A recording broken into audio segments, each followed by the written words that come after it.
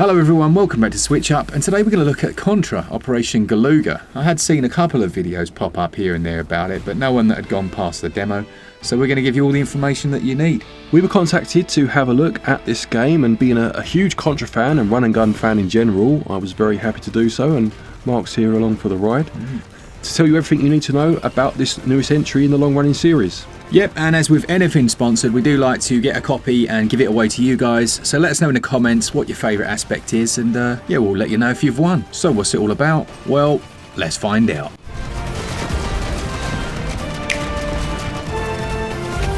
So in terms of story then, this is almost a reimagining of the series over the years, specifically those games back in the late 80s. It takes place on the Galuga archipelago, as did the original games. I believe the setting was changed in some regions, and sees you being the crack elite guerrilla team Contra. You play as either Bill or Lance, or both of course, as you try to stop the nefarious actions of the Red Falcon.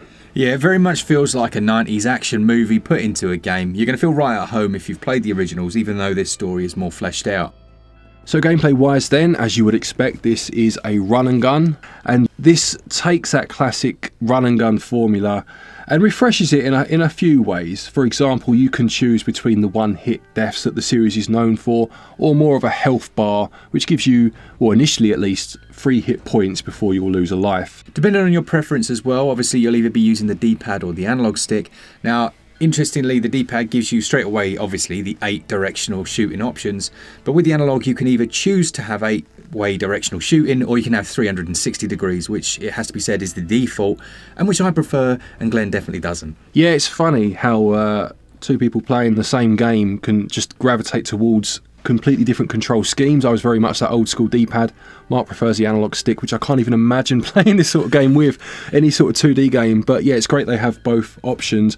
As with the originals, you can lock your character in place by pressing or holding down ZR. You also have the ability or the option to store one of the weapons that will drop from the sky, as in all of the classic Contra games, and you'll see a lot of the old classics come back, such as the spread, the homing missiles, of course, the machine gun, the fire.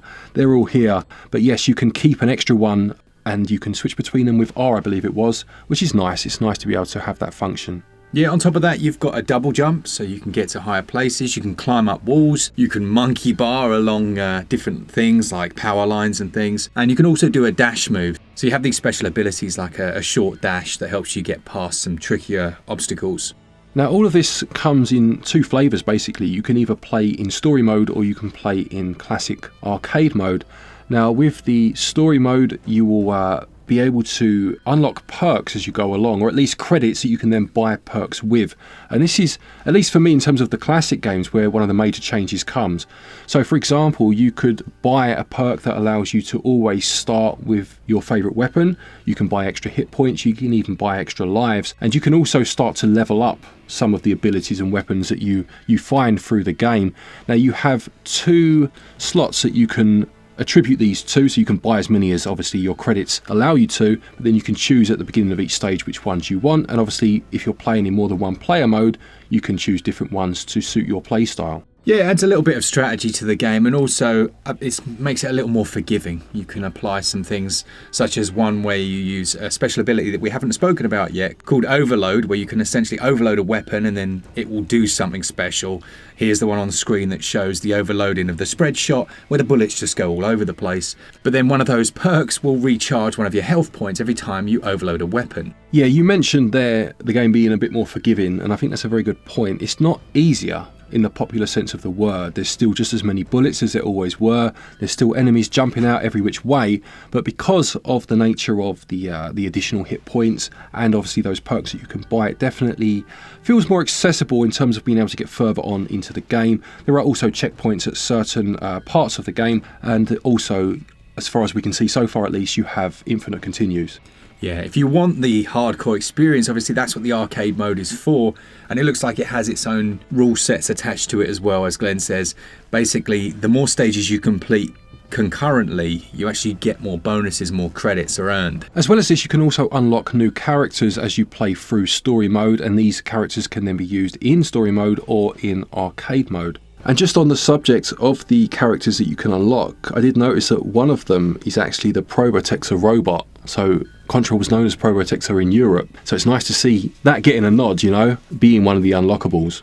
In that arcade mode, you can play with up to 4 players, which we haven't tried. We've stuck with the story mode for the most part, but it would be fantastic to see the absolute carnage that would be on screen if you did opt for so many players. Yeah, there are 8 stages in the story mode in total. You're seeing about 4, we don't want to spoil everything. And also, most of those come with their own boss fights. Not all stages, as with the original, are just on foot. Here you can see us on bikes. And also the direction changes, so sometimes they're vertical, sometimes horizontal. But the camera does some funny things, which we'll talk about in the visual section, that are quite interesting. Yeah, you'll see some stages that you may well remember from previous games if you've played this series before. As I said, this is a reimagining of some of the best parts of some of those earlier games, and it's always nice, I find this, if you're a fan of a particular series and there is some sort of remake or reimagining, to just spot those nods to the classic games, you know. I always enjoy that. On top of those 2 modes, there is also a challenge mode that you can try. There are various challenges for you to attempt, a few of them based around things like finishing a level in under a certain time, etc. And in terms of that gameplay, it certainly, for me at least, recaptured that classic feeling. You know, I'm a huge run and gun fan, going all the way back to games like Midnight Resistance, Metal Slug, obviously Contra, fantastic games. But yeah, this one really does a good job of capturing that old feeling. Alright, so on to the subject of visuals and performance then. Well, performance-wise, I think is probably the best place to start. The game runs at 30 frames per second, as you can see. I do feel like the frame pacing could be tightened up a bit. So that's the rate at which and the consistency at which the frames are delivered to the screen. Just looks like it needs a bit of tightening up there for me. Other than that though, the actual visual style is quite nice, isn't it? Yeah, it's gone for a more modern 3D look as opposed to the pixel art of those originals. I will always love pixel art, I have to say, and I would have loved to have seen perhaps an option to switch between the two. I'm sure that would have been a lot of work. But I do enjoy this new, more modern style, and I do also appreciate how many changes you have in terms of the settings and the backgrounds that you'll encounter as you go through each stage. Yeah, they've also included a lot of throwbacks. You see reimaginings of things like the bosses from the original game, obviously the islands themselves, which were in that original, and the camera, as I was mentioning before, does some very cool things. You might be getting chased by a boss and it will rotate and you've still got full control and you don't really have to think about any difference in the way that you're controlling the character. It just mixes it up a little bit and keeps it feeling 3D with that kind of 2D aspect. Yeah, it almost switched to like an isometric view at times, during certain stages at least, particularly the ones on vehicles. But there was also a nice point during a boss fight on a vehicle where as you went towards the boss, the character almost put the brakes on their bike, like, you know, shifted and moved in the other direction. And in terms of how the camera handled this, it was very dynamic and it made for quite a cinematic feel to what was already a very enjoyable boss fight. Now, in terms of the audio, the game is fully voice acted, and it also, I mean, you'll hear classic Contra themes from the past. What was also quite interesting, and I'll be honest, I can't quite put my finger on why this happened, but when I started the game up, it allowed me to use remixes of Castlevania tracks and classic Contra tracks. Now, I wonder if this is because on my Switch I have the Castlevania and the Contra collections, or I wonder if this is just something that comes as standard. So I can't confirm either way, but it was a very nice surprise. Yeah, it did say you like Castlevania, so it does feel like it's doing something like that. Yes, yeah, I would put my money on it being the former, where obviously it's noticed what I've got on my Switch and it's almost like a bonus because of that. But yeah, you can then choose those in the options menu and can change the soundtracks, which is great. Contra Operation Galuga retails at £34.99 or your regional equivalent, and there is a 10% discount that goes on until March the 22nd. There's also a demo available which merges a couple of early levels together to give you kind of one long level to try.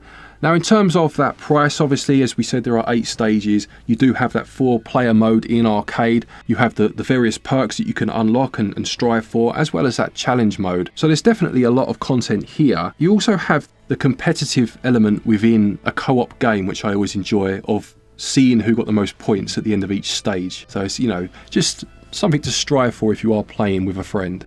Yeah, once again, a big thanks to Konami for sponsoring this episode. As I said at the start, we are giving away a copy. Just let us know down in the comments what you think of it. Absolutely. A big thank you to our patrons and our channel members for your continued support, and to each and every one of you for watching our videos. Take care, and until next time, happy gaming.